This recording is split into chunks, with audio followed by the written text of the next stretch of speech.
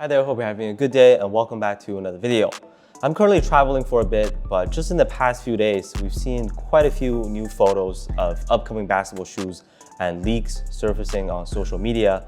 So let's talk about them. And honestly, I can already name like at least 4 signature shoes that I'm really excited for. Before we get into it, if you can do me a favor, so there's some shoes that I've never done a video on, like the Zoom Free 3, for example. So if there's any sneaker that you don't see on my channel, but would like a quick review on, please drop it down in the comments. You know I always go through all the comments. And if you're new here, I hope you can consider subscribing because we talk about not just upcoming releases, but actual performance and on-feet looks all the time. All right, so starting off, we just got the on-feet looks of the Nike Kyrie IX. So that means that the Kyrie IX is confirmed. And now that Kyrie himself has worn them in like a pickup run with some other NBA players, including Trae Young, Cole Anthony, Scottie Barnes, and Keldon Johnson. So it's a white colorway with the red swoosh and black trim that we saw from the leaks. And I gotta say that they look pretty nice on the court. I think a lot of you were unsure about how the new Kyries look at first, myself included. Some say that they look kind of cheap, especially the see-through materials, not like a signature shoe. Others did like the new silhouette. Now that I'm thinking about it, the past Kyries, didn't we always bash them from the leaked photos, but then, really started liking them when they actually release? Like at the end of the day, Kyrie shoes are one of the best selling products of Nike basketball. And I see a lot of people hooping Kyries wherever I go. So yeah, I don't think we'll be disappointed. We know that it will feature Air Strobo.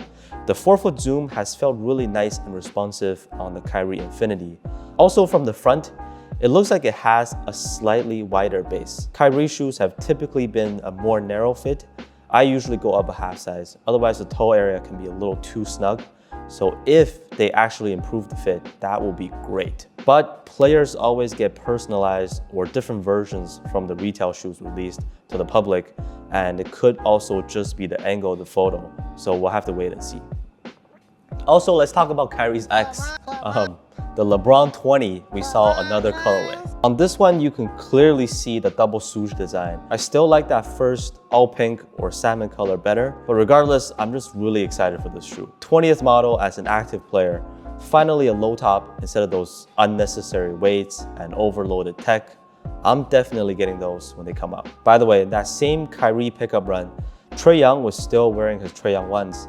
He seems to like that white and gray colorway a lot. I believe he also wore those to the Drew League game he played in. However, we have just seen images of the Adidas Trae Young 2. No on-feet looks yet, but like when I imagined what the second version would look like, this was basically it. I mean, nothing surprising. A very typical look of an Adidas basketball shoe. I would say that they're basically a combination of the first version and the crazy BYW. They also look like the Next Level series.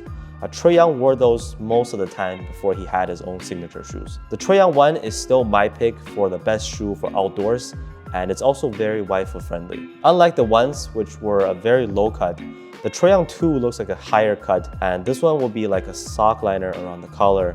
I personally like it. Tech-wise, they should be light strike, most likely full length, and boost in the heels. So similar to the ones. Like you can tell from the heels in the picture that it's boost for sure back there. But materials look like a prime knit instead of the mainly mesh upper with a little bit of suede. It's not a bad design. They put the 3 stripes across the front part, so it kind of like wraps around the toe area. Out of these few colorways, I probably like this icy blue one the best. Very clean. I'm guessing the Trae Young 2 will release sometime in October. And another big release coming up, probably around November or December, is the Curry 10.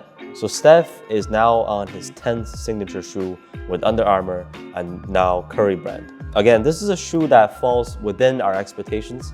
Unlike the Harden Volume 7, for example, in which they totally changed up the look. It will feature a flow also, similar shape as the Kyrie IXs, except this one, the midsole is a wave pattern, and the way that also extends up in the heels is almost identical to the Kyrie IX. Big Curry brand logo on the lateral side. Pretty sure this will be a very lightweight shoe. The Kyrie IX and Kyrie 4 Flow are both really light and minimal on feet. I know in the past, I've kind of made fun of the look of the Kyrie IXs at first, but the Kyrie 10s, again, reminded me of Payless shoes, man. But ever since I started playing in the Kyrie IXs, I stopped complaining because the performance is just top tier. I also don't even think the Curry 4 Floatro is necessarily a better shoe than the Curry 9. This one we saw is like the throwback Warriors color theme. I'm gonna wait to see more colorways, but honestly at this point, I'm probably more excited for the Curry 1 Floatro, which is also a low top this time, than the Curry 10s, because they really didn't change it much. So that's it for this video on some upcoming releases.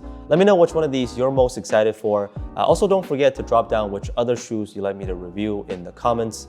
Thank you so much for watching, and I'll see you on the next one.